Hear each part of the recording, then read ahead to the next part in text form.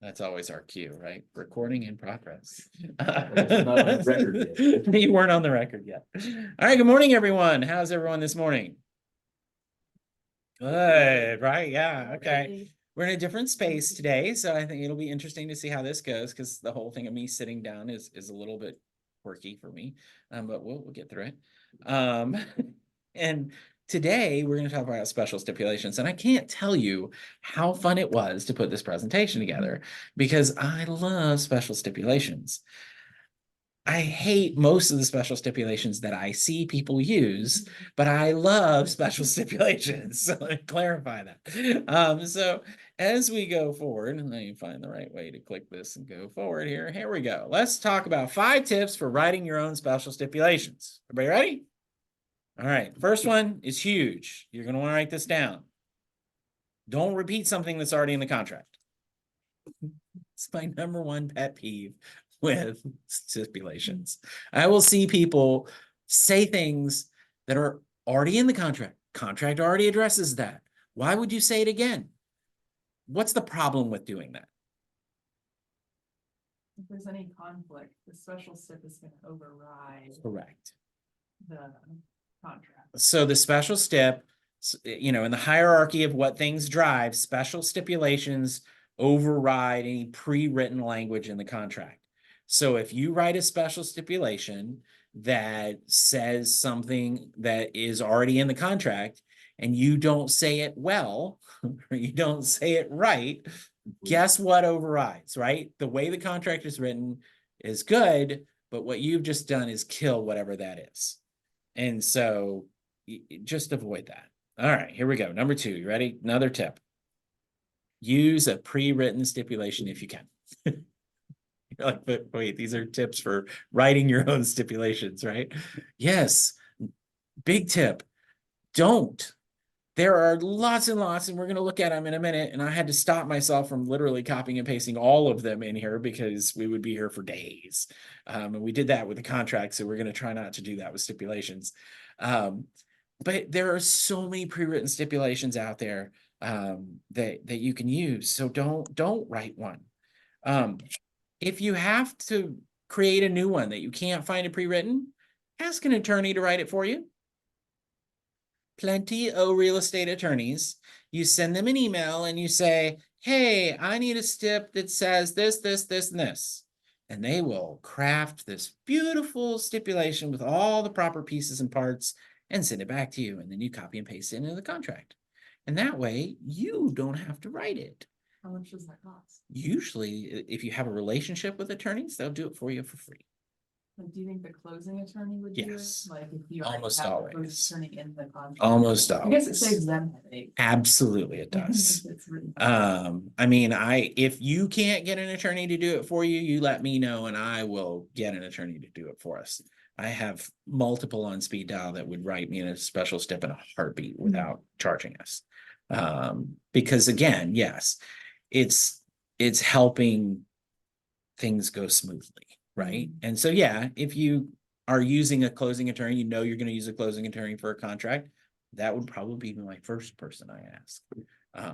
Unless it's somebody you don't have a relationship with at all, and then I would just use somebody else. All right, number 4. All right, here's some actual tips for writing your own. When you have to write your own, if you have to write your own, make sure you include the who, what, when, and what if in your stipulation. So let's go through those. Who is going to do the thing you want done? Who's responsible for it, right? What is it specifically that you want done? Notice the word specifically. I should put that in like bold, because all too often special stips are vague. Please wipe out the fridge. What? What does that mean? Right? So be very specific. When do you want it done by? Very important. You have to have a deadline. You can't just leave it open, because then what does that mean? When's it got to be done by? Eventually. I don't know, some point. You never told me I had to do it before closing. What? Like, that's horrible. And then, all important, what happens if it doesn't get done? If the deadline comes and the party that was supposed to do it hasn't done the thing that you specifically said they're supposed to do, what's the penalty? What's the catch to happen? Now, the default on that, no pun intended, is that they're in default of the contract, right? Because there was a term in the contract that said they were required to do something as a party of the contract, and they have not done it, so therefore they are in default of the contract. What does that mean? So if you ask the seller to fix something prior to 4 days before closing and they don't, they're in default, right? So what does that mean? We just went through the contract, we went through the default section, remember? They can say, I'll have my earnest money back, thank you very much. Technically, the buyer can terminate the contract because they are the seller is in default of the contract. Do you want to have to argue that with the other party? Do you want to have to go through the details of the contract and figure out what the right language is to say that they're in default, and where it says that I get my earnest money back, and oh wait, they're in default, but well, that doesn't mean they get their earnest money back. I mean, welcome to average real estate agent and unfortunately broker in this city, and they're not going to probably understand how that's going to work, right? So isn't it better to put a what if on your stipulation? If those repairs are not done by this time, the closing shall be automatically extended by however many days it takes for the seller to complete those. Buyer shall have the option to terminate the contract and be entitled to a full refund at any point after that time if those items are not completed. Oh, fucking horrible, right? It's a paragraph. It's a paragraph, but it's got teeth. And it's going to really make an impact. It's going to make sure that the seller is paying attention. I hope, at least. And if it doesn't, if they aren't, whatever, you've got recourse. I have a suggestion for this one, which is who's going to pay for it. So that's the who, part of the who, yes. Okay. So the part of the who, and I should have said that, you're right. The who is going to do, and in the do, there's the money aspect of it, right? Because if it's just money, then who's going to pay the money and who's going to do it? But also to your point, you know, if you're having a contractor do it, but the seller is paying for it, so then there's now two who's, right? So, Or a Or- licensed contractor versus a handyman or. oh yeah, yeah, somebody yeah. who- No, one no, of the- no, one for of the sure. Sellers. Yeah, for gonna sure. Fix it. Yeah. Or the seller's coordinating it, but the buyer's paying, like a termite letter or a cleaning, the buyer might be paying That's for true. that kind of stuff. Definitely. But it's just gonna get done before closing under the supervision of the seller. So the who has Could to multiple be people and what they're gonna do. correct. And those are all good points. That they could be the person that's responsible for coordinating it, could be the person that's responsible for doing it, and it's the person that's responsible for paying for it. And those could be three different people, right? So there could be lots of who's from there. All right, fifth and final tip. Ask your broker to review what you've written before it becomes part of the contract. My favorite thing in the world is somebody will say, hey, is this stip okay? Oh, I don't know. I think you should do this, this, and this. Well, they already signed it. It's already binding. Oops. Well, then why'd you ask? Right? Like, I can't help you if you can't change it. You know, technically you can do an amendment and change it, but that's awkward, right? Like you're now saying, oh, well, we negotiated this and you think it says one thing and I think it says something else. And now I understand how to write it more clearly, but we're already in a binding contract. Are you okay if we change it, please? Talk about a position of weakness, right? So you definitely want to Know that it's good before it becomes part of the contract. And I will tell you that if you ask me about a special stipulation, unless it's something that I've seen before or used before, or just generically kind of can handle, I'm probably going to ask one of my attorney friends to look at it. You know why? Then it doesn't fall on you a lot. Because I'm not an attorney. I don't write legal things. Now, legally, one of the interesting things here in Georgia is we have the right legally to write stipulations. It's a part of the law in Georgia that we have the right to write. We have the right to write special stipulations, because technically writing a special stipulation is considered by law writing the contract. We're not allowed to write contracts, right? We fill in the blanks. That's our job. That's as far as it goes. We fill in the little blanks. When we're writing a special stipulation, we're actually writing a contract. And so we had to have a law put in place that allows us to do that. So just one of the things to think about. All right, let's look at some common stipulations that you might see, and let me think what you know about here. Seller to repair items 1, 4, 7, and 13 from the inspection report. Which inspection? Which inspection report? What else? What else is wrong with it? Brett, from what I understand, if you send something like that and that happens to go to the lender because it's an amendment, the underwriter could ask for the inspection report. It's going to lead you down all kind of nightmare rabbit holes. You are most likely, yes, going to have to make the inspection report a part of the contract, which now means everybody involved is now looking at the entire inspection report, which may have a whole bunch of stuff on it that doesn't matter, right? Like, and isn't really relevant, but might freak an underwriter out. Yes, good point. What else is wrong with this one? Not with the seller, repainting the bathroom or whatever this is. Right, because we are, in this case, we've eliminated the who down to one person, and the who is the seller. So the seller is going to repair these items. And if one of those items happens to be electrical work or plumbing work or whatever, okay, you sure you want the seller to do that? But okay. It doesn't say when. It also doesn't say when, right? When is it supposed to be done? And of course, is most commonly left off as special stipulations. There's no penalty if you don't do it. Of course, in this case, I mean, yeah. And what does the word repair mean? Right? Let's assume one of these things is a leaky toilet in upstairs bathroom. What is repaired? Turn off the water so it doesn't leak It's anymore. not leaking. It's not leaking. Right? So, be specific. Don't just, I can't stand the reference numbers to inspection reports because that's just lazy.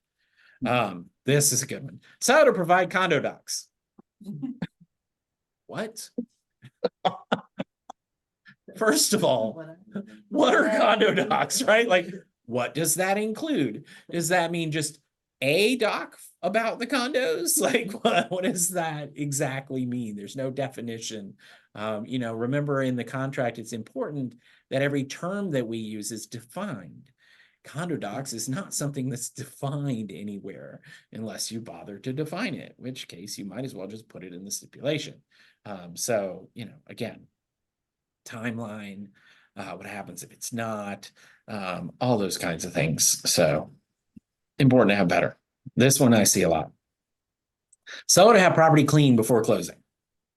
What's the biggest issue with this one? It's already in the contract. It's already in the contract. Good one. Because that's already in the contract. It's supposed to be delivered broom clean, right? That's what the contract says. Free of debris and crap. Personal properties and whatever. All the stuff needs to be gone. Now, if the intention is that I want to have the property professionally cleaned, that's a different statement, right? Because that's more than broom clean. That's clean, right? Depends on the cleaner. It does depend on the cleaner too, which is a whole nother thing, right? Mhm. To me, this brings up the whole, let's have the buyer and seller who chooses who does what, right? So often we lean back on the, well, I just want the seller to do all this stuff. Yeah, but that means the seller's going to pick who's going to do it and what level of quality it's done to, right? Mhm. So is there another approach that you might prefer? And maybe that is, okay, we're going to close on the property and I'm going to pay a professional cleaner to come and clean it because that way I can get it cleaned the way I want it cleaned instead of the way they want it cleaned. I had one not too long ago that I was involved in that the property was professionally cleaned and the buyers afterwards, the agent I was talking to, they were like, I mean, that stove was just so not as clean. They were really disappointed as how clean the stove was. I was like, what? Like, it looked immaculate to me, but all right, whatever. So again, something that's completely ambiguous to what somebody else might think. You need something that's specifically defined. This is a good one. Seller to bring garage door opener to closing. In the contract. Already in the contract. And what have I done? I've changed the contract because the contract Mhm. says that you're going to bring all openers and blah, blah, blah. Now, all I got to do is bring one, right? I keep the other four and don't bring those. So you got to be, don't change the contract. Seller leave all appliances. Again, already in the contract, right? This, if you're talking about window treatments, that's different. But appliances, if it's in the house and part of the property, it's part of the contract, right? Refrigerator, not. Maybe a refrigerator. So There's a checklist for that. there's a checklist for that. There's already a vehicle in the contract that allows for you to deal with that. And you would only have to do something if that vehicle has not been properly used. Well, what right? does all appliances mean? Does that mean the blender? Does that Right, mean the right, coffee right. maker? I mean, that Keurig on the counter was pretty nice. I'd like to keep it. Is that an appliance? Technically. I mean, what's your definition of an appliance? It's a good point. Seller to provide home warranty for the buyer at closing. We got some timeline in there, not to exceed $500. What's wrong with this one? Who orders it?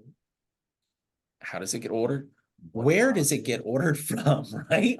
We all know home warranties have come in different flavors, right? And so some of them are better than others. And not to exceed $500. Cool. I got a $50 home warranty for you. Well, but that's not the one I wanted. Yeah, but you just said not to exceed $500. It is a home warranty. Now, granted, it's only good for 3 months. Because this doesn't say how long of a home warranty does it.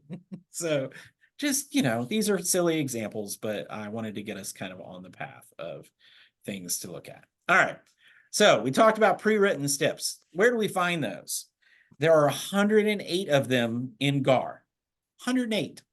I printed out some of the indexes so you can see. I don't know if you guys can see online, but there's literally an index with all of them and then all of the 2024 special stipulations. I highly recommend you take a minute to read through these because there are so many that you might want to utilize going forward. And some of them, I was reading some of them this morning and reminding myself of some of the ones that I think are the most fun. And yet I really don't know that I'd want to use them, right? Like, because some of them get really complicated and make the contract very more complex than it is without them. And I always like a simple contract, so I try to avoid using the weird ones. But there are lots of them there. And then, of course, there's the Red Book with Seth and Ned. And there's two, I don't even know. I couldn't even I took the minute to count the 108 that are in GAR, but I'm not counting the SIPs that are in that book because Do we have a red book? I have all of them at the other office. I don't think I have any of them at this office. But I have them all the way back to when they were actually a blue book, many years ago. What's So there, it's actually 2 books now. It's a 2-volume set. On that, just as a quick aside, not that I'm trying to promote it because I don't get anything out of it, so just know that. The Red Book class is one of the best contract classes on the planet, because it teaches you to look at the contract in a different way.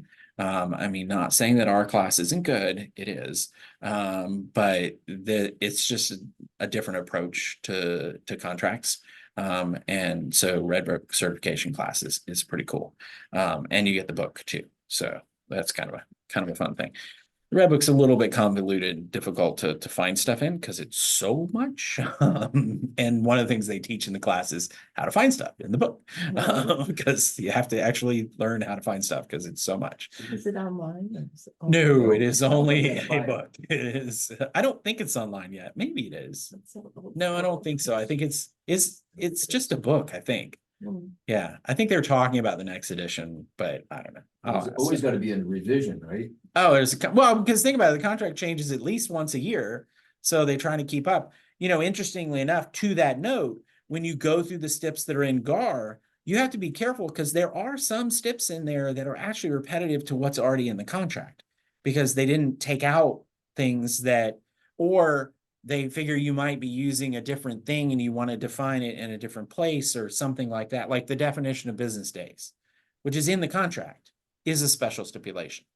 And so, you just want to watch some of those things. All right, so let's talk about some pre-written steps, a few, 4 or 5 more pages of these. We'll try to go through them relatively quickly. Top one of my favorites, because who wants to be working at 11:59 p.m., right? Like, that's just stupid.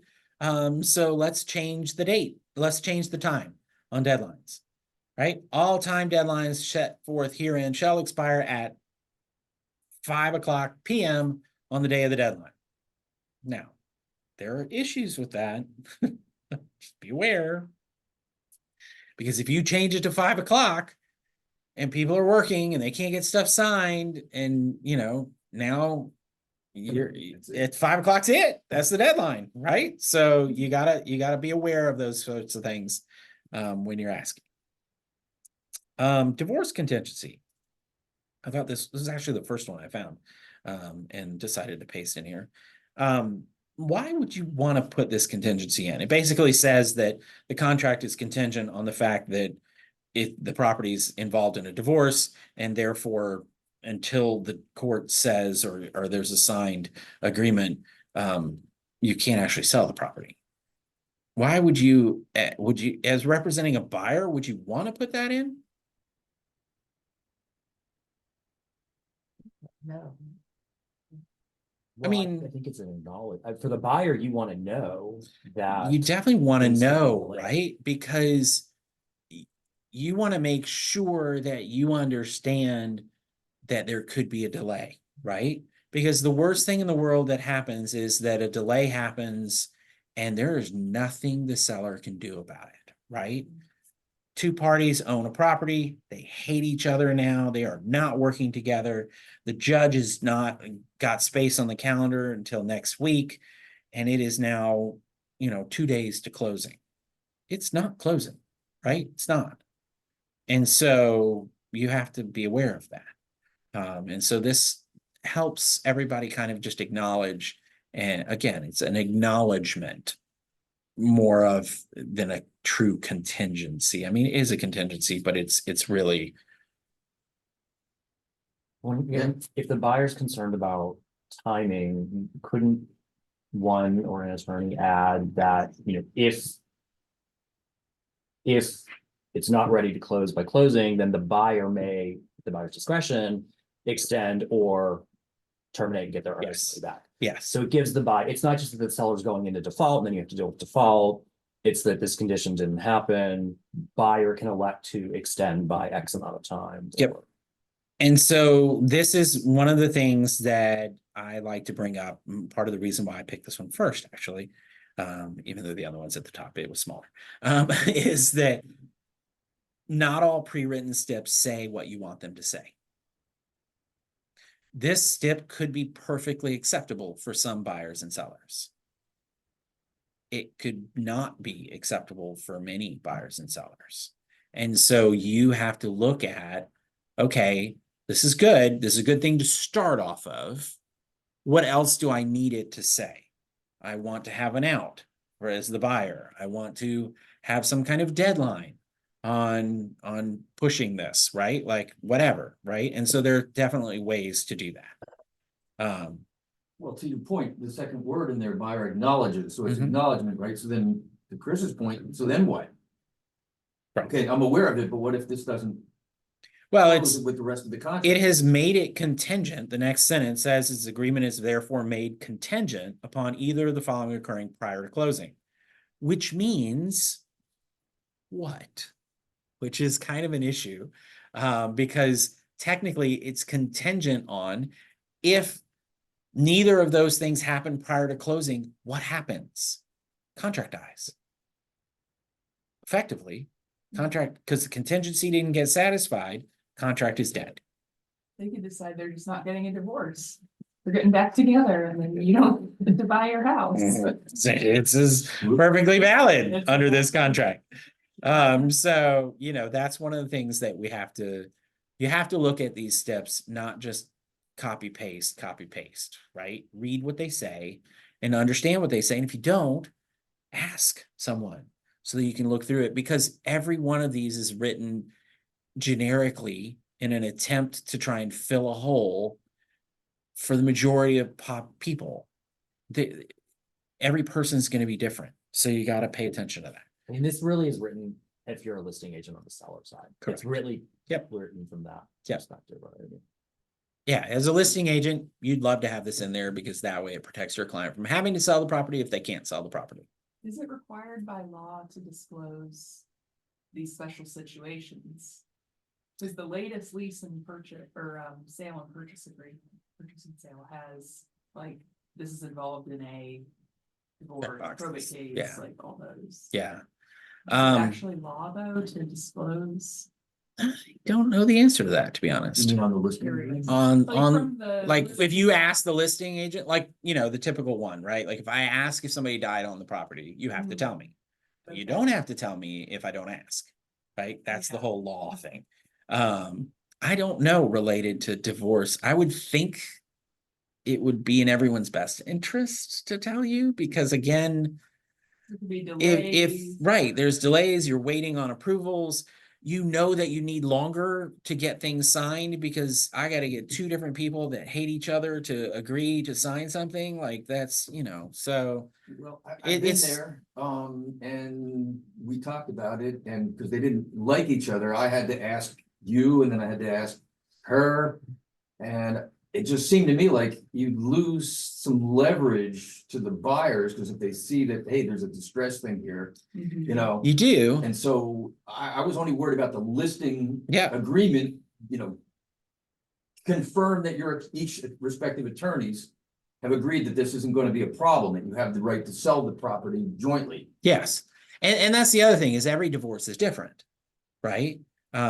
So you have to look at that and look at it. And I don't mean to go deep into divorce stuff because there's lots of As a divorce. listing agent, I don't think we can disclose it unless the sellers give. Seller has to permission. tell you. Yeah, yeah. If the sellers don't give you permission. No, I you don't shouldn't think disclose you it. can disclose No, it. because that's personal information. Yeah. I would Not, think. not material to the property itself, could be material to title, but not. Could be, material yeah, to it's property. material. It's definitely going to be an issue with title. Well, maybe again, right, like. Again, you could yes, have two depending on the people that are married situation, and right? don't talk to each other too. so. What? All right, let's move forward because we got a bunch to get through. This next one I absolutely cannot stand, but since I saw it, I thought I would point it out because I see people do clean copies of contracts, which is what a conformed copy of an agreement is. And they don't put anything in it. They just write a whole new contract and everybody executes it. I now have two fully executed contracts that are floating in the universe. That is bad.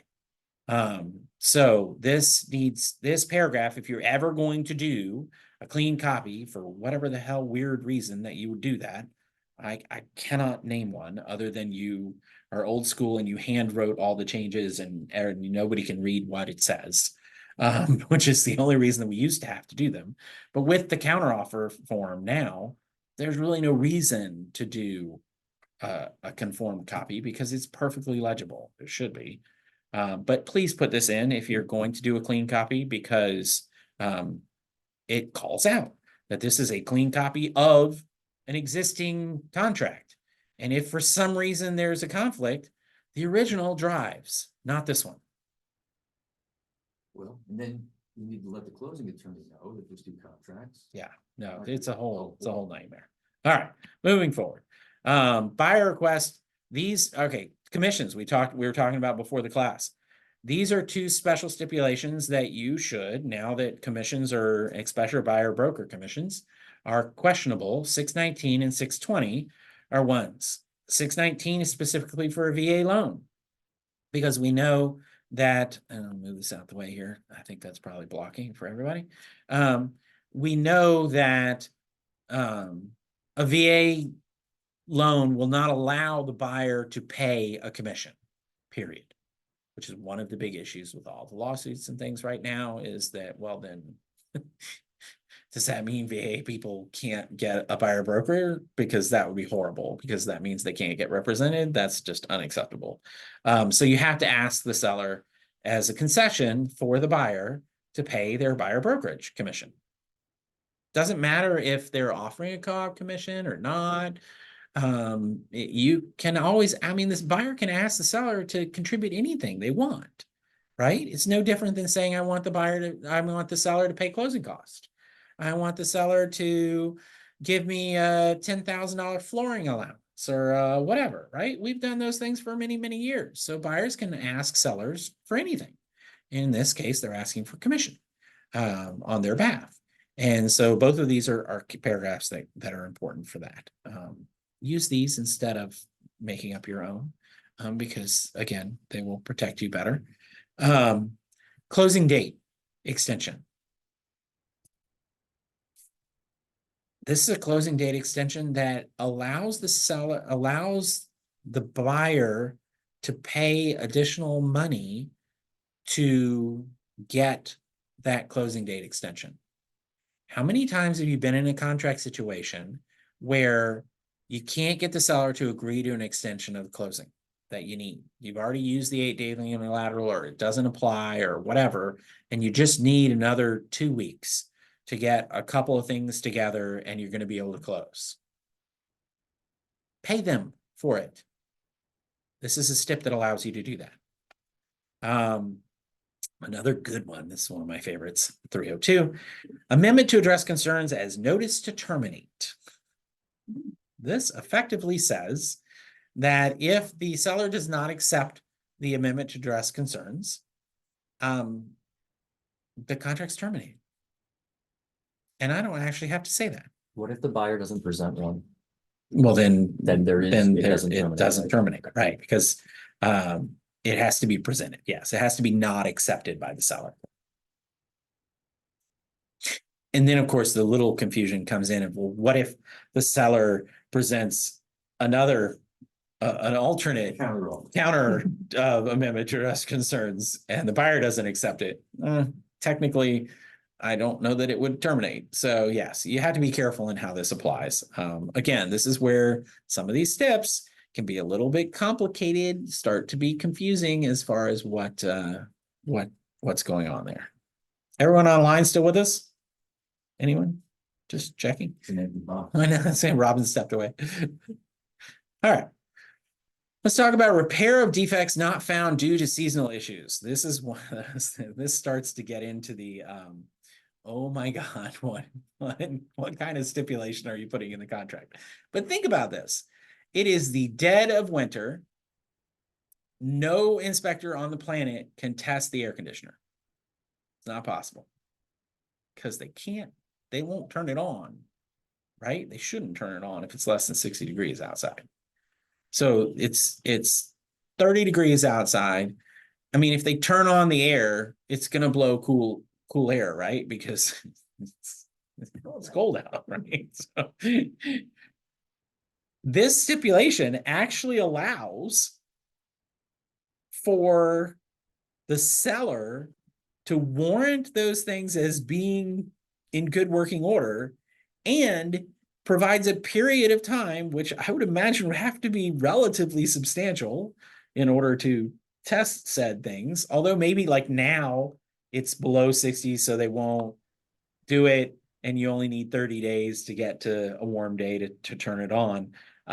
But then it says that the seller at their expense will repair or replace any defects at that time. And this provision survives closing. How about a home warranty? Yeah. Yeah, I'd rather have home warranty than deal with that, right? But this, again, this is one of those things that, given a specific situation, might be something that would be viable and usable. Again, it's a very specific use case. And the two of these, the next two, are similar to this in the stance that they talk about repairing things after closing. So we know that something needs to be repaired after closing. Maybe it's part of a pool or something that you can't do because it's too cold or whatever, right? So that's a situation that you'd want to be in. And then the third one there is repair of a seller after loan approval. So what if the seller doesn't want to spend all this money on all these repairs, right? Like, okay, your due diligence ended 7 days in, but you got a finance contingency that runs and you want to get loan approval before I spend, $5,000 repairing whatever it is on the property. Because you want it done doesn't mean the next person's going to want it done, maybe. And so this allows you to do that, and also extends closing if the repairs take long and push things out. So quick question, the two that reference surviving the closing, Mhm. what happens if things don't get done? Who sorts it out? Lawyers. Yeah, And here's what I'll always say about that. Commission disputes, contract issues, lawsuits, almost never can you win, because the cost of the attorneys is usually more than. Now you can go to small claims court, and for $300 or whatever, you can bring it to small claims court and they will say, oh yeah, this $3,000 that you're owed is you're owed, and they'll do a lien or whatever, but collecting it is sometimes a challenge. So yes, that is the issue with anything that doesn't get done prior to closing, right? We now have to chase people to get it done. So that's not a good thing. Repairs made by the seller during the transaction. I actually like this one because it says seller will be required, will obtain any required permits and or certificates for the completion of the repairs construction as is made part of this agreement, and provide buyer with applicable documentation. I think that's a great step to throw on an ATAC, right? Because anything that you want them to fix, this very clearly says they got to get whatever permits they're supposed to get and certificates they're supposed to have, and provide you with the applicable documentation. So that's a good thing. Septic clearance letters. We don't see these all the time, but there are a shocking number of properties in Atlanta, in the city even, that have septic tanks. So always kills me when somebody does a contract and they've never done a septic tank before, and they don't ask questions before they do the contract. If you're representing your client, you want some kind of clearance letter for said septic tank, right? Because you want to know what's happening with that. It's something that needs maintenance. And so this is a stipulation that talks about that. Same thing with structural engineering issues. If you know that there's a structural engineering issue and the seller is going to repair something, you're going to want a written opinion, because otherwise you don't really have proof that that is repaired. You have to remember that the people doing the repair and the people that are the structural engineers, the PEs, those are different people usually. And so just because the people doing the work say that it's done doesn't mean that it was done correctly. So you want someone that's going to sign off on it and say, this is done correctly, right? Survey. Also not usually an issue here in the city, right? Because our lots are pretty small. Not that big of a deal. But if you were buying acreage and your buyer thinks they're buying 50 acres and it turns out to be 45 acres, that's a substantial difference, right? And if there's no survey or there's no information and it's just somebody saying that it's 50 acres, well, then maybe you want to put a stipulation like this in. You know, just things to think about. Termite letters, termite guarantees, termites, treatments, multiple variations thereof here. Don't write seller to provide termite letter. That's not enough, right? That's not enough. Because one, termite letter is not the right word for it. It's a official Georgia wood infestation report. Okay. So the first one there, 330, which is actually out of order, you would say something like prior to closing or prior to such and such a date, seller shall provide buyer with an official Georgia wood infestation report from a licensed Georgia pest control operator dated subsequent to the binding agreement date, which covers all dwellings and garages located on the property. In the event the report reveals any active infestation from termites or other wood destroying organisms, of which there are listed in the report, seller agrees to have the termite company issuing the report treat and the infestation in accordance with the standards set forth by the Georgia Department of Agriculture. That's much better than Send a report. provide letter, termite letter. What? So, you know, that's a good one.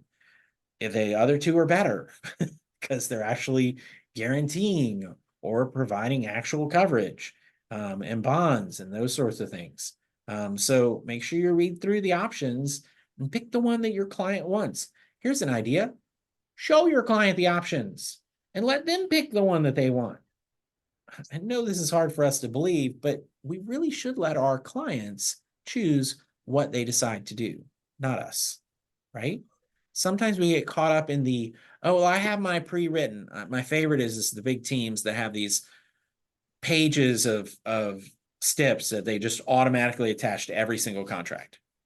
And I'm like, all right, but like 50% of that stuff doesn't apply to 50% of your transactions. So it's just, so don't do that. Use what you need to use. It's not hard to copy and paste the ones you want into the contract, right? It's not that complicated. So definitely work with that. Termite ones is a big one. Utilities and due diligence. All right. So does the contract talk about utilities? They have to be on. But what if they're not? What happens? To turn them on. Okay. It can be very expensive. It can be very expensive. But what happens in the contract to the due diligence if the utilities are not on? Due diligence is extended until the Automatically within the contract? No. I don't think it is. This is one of those that I can't remember. I have to go back and look. But I don't think that it automatically extends. I think what it says is that they'll be on. This is what if they're not. And this is hey, when we were showing the house, we noticed that the water's not on. So we're going to need you to connect the water. And in the event that it hasn't occurred, then we're going to extend and have the right to terminate. So just a thing. Remember those condo docs we talked about? That's 528. Contingency for receiving condominium questionnaire, which is not even all the condo docs. It's just the questionnaire, but it's required for lenders. And this basically says, which this is a really interesting stipulation when you're doing contracts. So these days we see a lot of contracts with minimal contingencies on them, right? With no finance contingencies, no appraisal contingencies.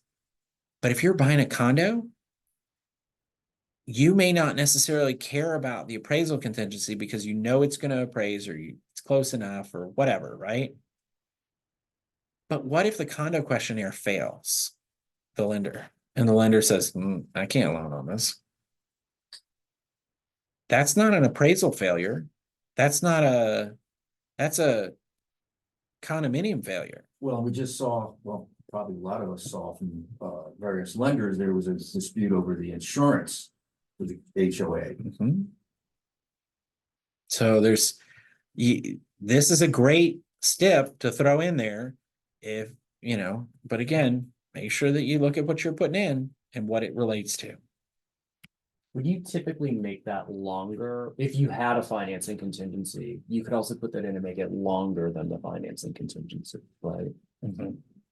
Yeah, I would. Because they don't always get the letter before the Right. financing contingency is over, right? And Like if you had a you're, really long financing contingency, you'd be and the fine. loan is denied, that's still gonna be covered under. It long should be, financing. yes. Yeah. Brett, there's a simpler stip that was written by, I think, Campbell and Brannon, that a lot of agents are using, that talks For about this? but it's much more straightforward. And I Yeah. mean, it just basically says, if the building and the HOA can't be approved by the lender, the buyer has the right to terminate and get their earnest money back. And I mean, it doesn't even set and it has to be done within X number of days or any of that sort of thing. Yeah. Because it's allowing And- for how long some of these HOA letters can take to get and that sort of thing. And that's a good point. There are multiple variations. Everybody, like one of my favorites is, do you have an escalation clause? Well, I have a few different escalation clauses. And everybody has a different opinion on how it should be and what it should say and whatever. So, this is going back, one of the first tips, ask your friendly attorney, because they might have a better way of writing it or a cleaner way of writing it. Just make sure it's a good one. That one obviously is functional. So that's perfectly fine. But there are attorneys out there that write bad steps. So just be aware. So that's a good point, Robin. Thank you. All right, I think this is the last one, maybe. Appraisal determines the price and the right of the parties to terminate. This is a fascinating stipulation because think about it. If we're in a weird market where people aren't aware of, like, they're having issues determining what they want to sell for, or maybe they're doing, this is kind of contrary to the escalation clause of, well, the escalation clause is great, except for the fact that when it doesn't appraise, that escalation clause doesn't mean anything, right? Well, this basically says, I'm willing to pay up to the appraisal is what determines the price. Which is, fascinating approach. So what's the exact distinction between the appraisal contingency and the financing? Well, in this case, you wouldn't really have an appraisal contingency because your appraisal is what's setting the purchase price. Now, there are,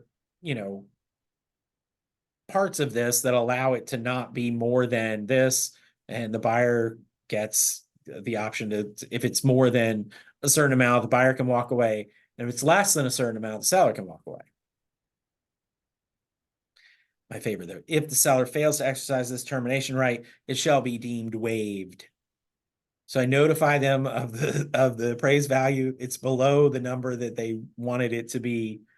They forget to respond or whatever in the time frame, and now they've waived that termination right, and now we are buying the property for that price. So be careful. Some of these steps have teeth. But it's a good one. And it also spells out who pays what percentage of the cost of the appraisal. Which is a little convoluted if it doesn't close, right? That's pretty easy to manage if it closes. A little harder to manage if it doesn't close. So, Just an interesting one. Oh no, dot loop tricks. Yes. So last slide. Dot loop tricks. All right. Since we use dot loop, obviously there's lots of different contract writing things out there, but dot loop, one of the things. So if you're in the special stipulations section of the contract or the extra special stipulations page or any of those those boxes that you can write stuff in, the long paragraph boxes, if you start typing SS space and the number, so you see there I did SS space 620 and SS 620 commission came up. Okay, you have to put the space.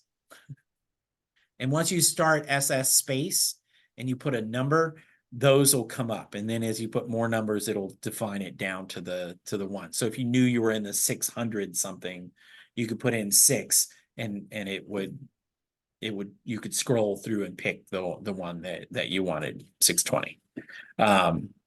Optionally, if you don't have any idea what numbers they are because you don't memorize them, which is relatively common unless you use the same one over and over again, you can do this little add a clause button here in the middle. See that little doohickey there in the middle? And that will pop up this box, which then allows you to search for clauses. Now, I will tell you that search is, like all searches, not perfect. So sometimes when you search for something, you think that you're searching the right word and you would think it would pull up what you want it to pull up, and it doesn't. So you try a different word or just scroll through them and find the one that you want. You click on it and you hit OK, hit add, and it drops it into the contract. Pretty straightforward. Questions about using dot loop tricks? Questions about special steps?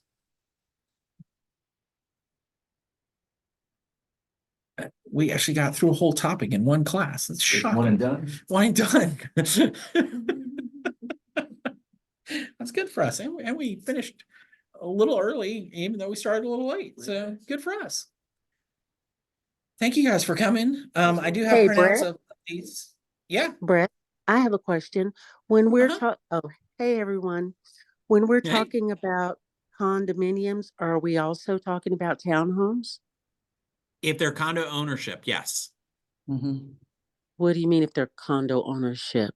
So remember, there are two types of ownership. There's condo ownership and fee simple ownership. Single family houses tend to be fee simple. Condominiums in buildings that look like apartment buildings tend to be condo ownership, and townhomes can be either.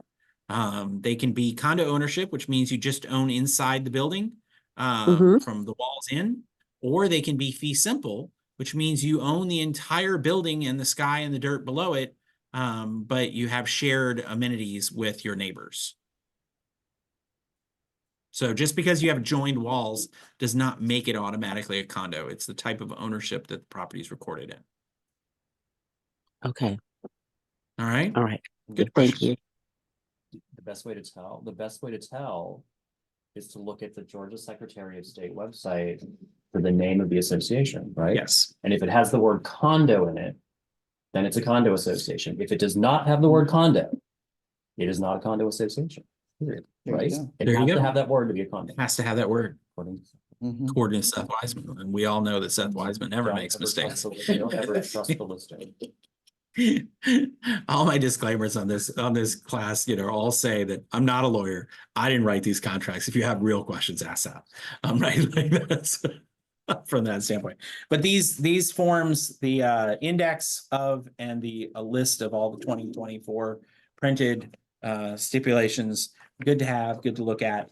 So I'll pass those if you want to take. I have a couple more copies if somebody wants one of those. Feel free. And thank you guys for coming. And it's the whole thing. It's both of them tied together. So we'll go from. Oh, is this, all of them? It is all of them, all 108. Yeah, this will be. All right. Thank you guys. Thanks, Brett.